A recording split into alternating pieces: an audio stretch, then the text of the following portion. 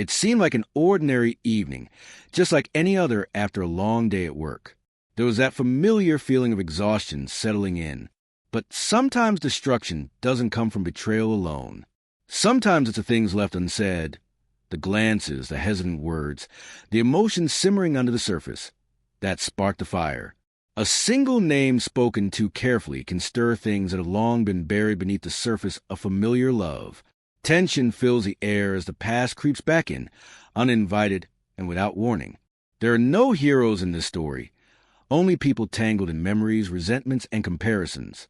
When the past returns and trust becomes something fragile, only one question remains. How much can a heart take before it stops believing? Hello, my friend. I'm glad you stopped by. If this is your first time, don't forget to subscribe and share this video with your friends and family. It really helps my channel. Also, let me know where you're watching from. I love reading your comments. Now, let's dive into the story. It all started on a Thursday evening. It was just another night until my wife, Catherine, said something that shook me to my core. "Mason, there's something I need to tell you," she said, her voice quiet, trembling with uncertainty. It was late, far too late for a serious conversation, but the look in her eyes told me this wasn't just any chat. Something was coming, and I could feel the weight of it. I tried to mask the unease already growing inside me. "What's going on?" I asked, a hint of concern creeping into my voice. "You're making me nervous." She paused for a moment, taking a deep breath, then spoke again. Her words rushed. "It's about Julian," she said. A cold wave hit me as soon as I heard his name. Julian, her ex-husband. His name had haunted me for years, and I never thought I'd hear it in this context. I had met him once, many years ago. He was wealthy, successful, everything I wasn't. When they were married, he spoiled her with gifts, but there was always something unsettling about him. Something about the way he still had influence over her that never sat right with me. "What about Julian?" I asked, forcing my voice to stay calm. Catherine hesitated before her words tumbled out in a rush. "I saw him today, and then he called me afterward. He wants to see me again." My chest tightened, a storm of emotions rising inside me, but I fought to keep it together. "Why would he want to see you?" I asked, my voice sharper than I intended. She looked at me with wide eyes, surprised by my tone, but she didn't look away. "I don't want anything from him, Mason," she said, her voice sincere. "I swear, but he's been reaching out a lot lately, and She trailed off, unsure how to explain. "Why didn't you tell me sooner?" I interrupted, frustration seeping into my voice. "You know how I feel about him." "I know," she whispered, her voice cracking. "I didn't want to upset you. I thought it would just go away." "Did it go away?" I asked softly, a trace of vulnerability slipping into my words. "No," she admitted, shaking her head. "It didn't." I leaned back, trying to make sense of everything she had just said. My world felt like it had shifted, tilted out of balance. My mind raced, but I forced myself to appear calm. "So what now?" I asked, my voice barely audible. "I don't know," she replied, her eyes filled with uncertainty. "I'm not going back to him, but I can't shake the feeling that he won't leave me alone." I swallowed hard, tried to steady myself. "So, what do you want me to do?" Catherine bit her lip, staring at her hands. "I don't know, but I need you to trust me. I don't want anything to do with Julian. Please, you have to believe me." I wanted to believe her. I really did. But something inside me was nagging, a feeling that this wasn't just a simple conversation, that there was more to it, something I wasn't ready to confront. The days that followed only deepened my suspicions. Little things, small signs, added weight to the knowing feeling in my gut. Then came the argument that, in hindsight, marked the turning point. After a long, exhausting day at work, I came home hoping for a quiet evening and a meal to relax with. Instead, I found Catherine sitting at the kitchen table, absorbed in her phone, takeout containers scattered across the counter. I couldn't hold it in any longer. "You know," I said, my voice tired, "I'd really appreciate it if you cooked dinner once in a while." Catherine didn't even look up. "Oh, honey, I'm sorry. I've just been busy," she replied. "Busy," I repeated, My frustration starting to show. Busy doing what? Scrolling through Instagram, watching reality TV? You've been home all day. My voice grew sharper as I felt the tension rise. Finally, she looked up, setting her phone aside. She didn't say anything at first, but I could see the tiredness in her eyes. It was as if she didn't know how to answer, or perhaps she didn't want to. I've been researching new interior design ideas for the living room, she said with a heavy dose of sarcasm, as if it were the most important task in the world. Clearly it was more pressing than, I don't know, making sure your husband had a decent meal after a long day at work. The air in the room grew heavier despite no physical change in temperature. Catherine sat up straighter in her chair, suddenly defensive. You know, Mason and I work too. I work hard to keep this house running. I make sure you always have clean clothes and a comfortable home to come back to. I couldn't hold back a scoff. Running smoothly by ordering takeout every other night and leaving the dishes in the sink? Her eyes narrowed, her voice rising. Don't be ridiculous. I do more than just sit around all day. I take care of you. I make sure you look good. I keep you happy. Do you keep me happy? I asked, my voice dripping with disbelief, a bitter laugh slipping out before I could stop it. Is this really what I have to face now? She never missed an opportunity to remind me of the money I brought home, as if I should be grateful for the little she thought I was worthy of from her. Her expression tightened. You know, if you made what Julian does, I wouldn't have to worry about fixing dinner, she said. I leaned back in my chair, folded my arms across my chest, fixing my gaze on her. Oh, really? I asked, the sarcasm dripping from my words. Is that what this is about now? Julian again? Catherine's face faltered for a brief moment, her shift almost imperceptible before she regained her composure. I didn't mean it like that, she said quickly. Of course not. I shot back, my voice laced with disdain. It's just a slip, like it always is. When we fight, Julian always manages to sneak in somehow, as if he's still here, like he never left. Stop twisting my words, Mason, she snapped, her voice defensive. You know that's not what I meant. I sat up straighter, my voice gaining heat as my frustration grew. But that's exactly what it sounds like, isn't it? Every time we argue, you bring him up like he's a measure by which I fail as a husband. Catherine stood abruptly, her arms crossed. I never said you were failing. You don't need to. I fired back, the boiling frustration spilling over. It's in every comment about what Julian used to do. Buy you expensive gifts, earning six figures, and now this. Telling me I'm not making enough to get a home-cooked meal. Do you even hear yourself? She opened her mouth, but no words came out. For a brief moment, I saw something soft in her eyes.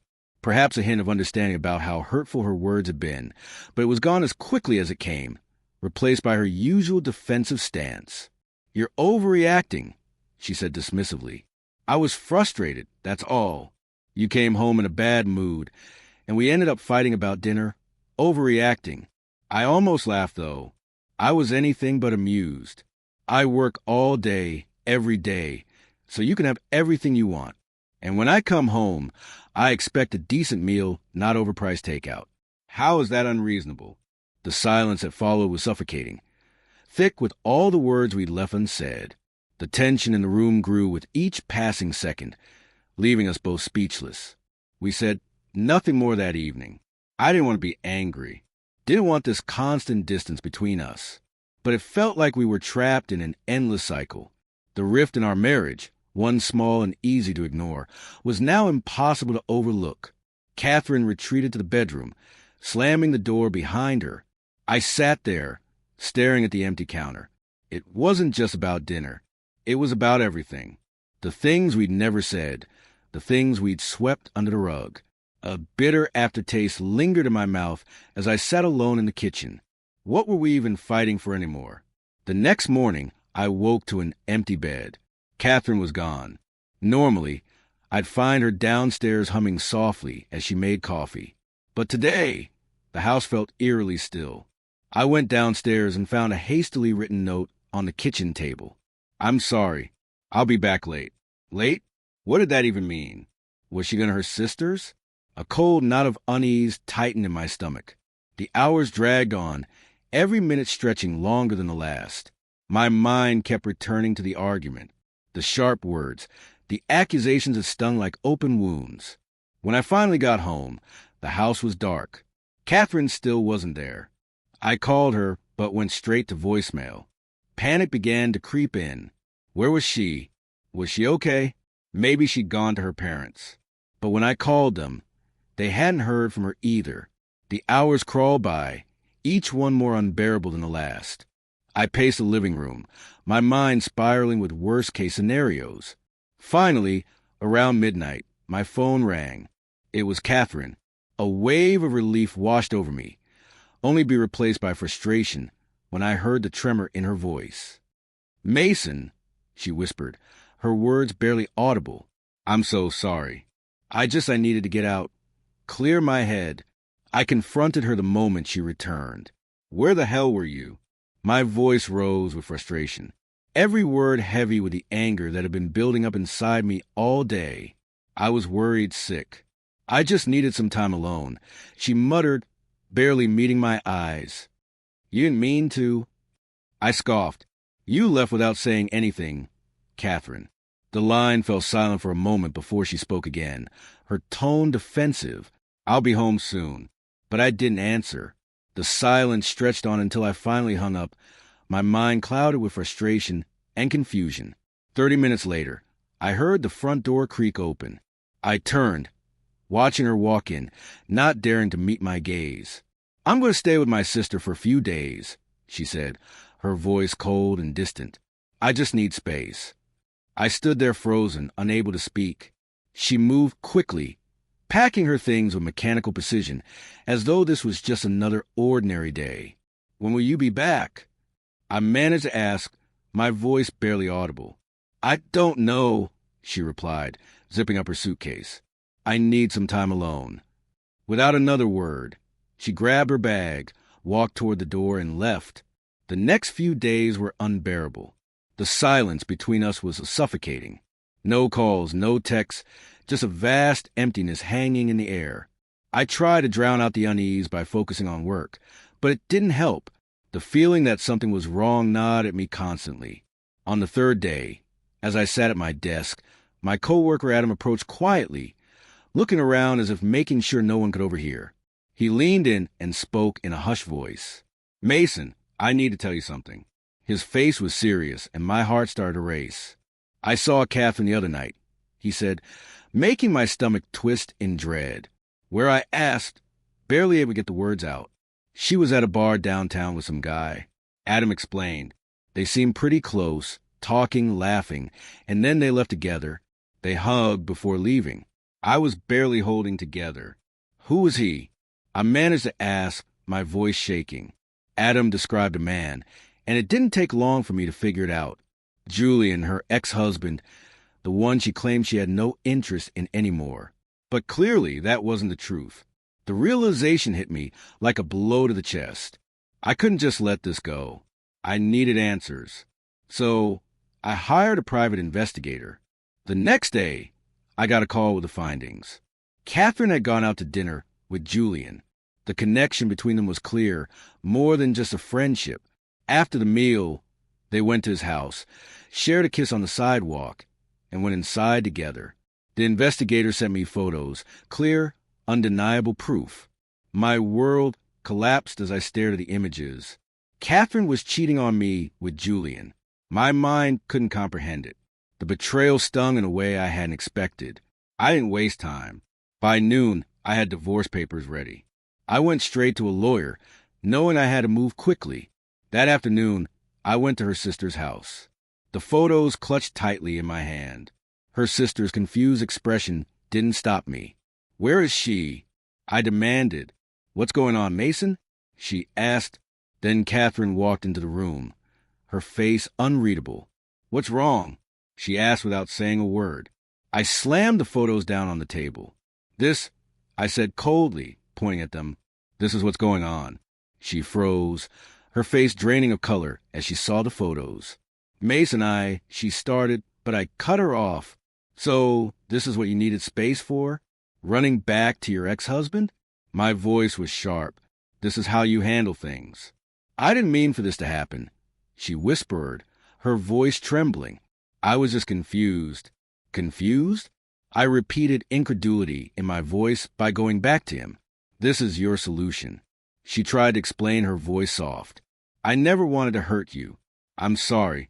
I shook my head, exhaustion overtaking the anger. Sorry doesn't fix this, Catherine. You've been cheating on me with him. A heavy sigh escaped me as the anger melted away, replaced by a hollow weariness. I can't keep doing this, I said. I'm done. I've already filed for divorce. This is over. Her eyes filled with panic. Please don't leave me, Mason. I'm sorry, but I didn't say anything. Without another word, I turned and walked out. The divorce went through quickly. Catherine moved in with her sister, hoping to reconnect with Julian now that she was free. But it didn't go as she expected. Julian wasn't interested in getting back together. He only wanted something casual, realizing she had lost everything. Catherine came back to me, tears in her eyes. I made a mistake, she said, her voice pleading. Please, Mason, can we start over? But I'd already moved on. I've made peace with everything, Catherine. I told her, my voice firm. But I can't go back. I deserve better. With that, she left, taking the last remnants of our broken marriage with her. And I closed the door on that chapter of my life, ready to face whatever the future held.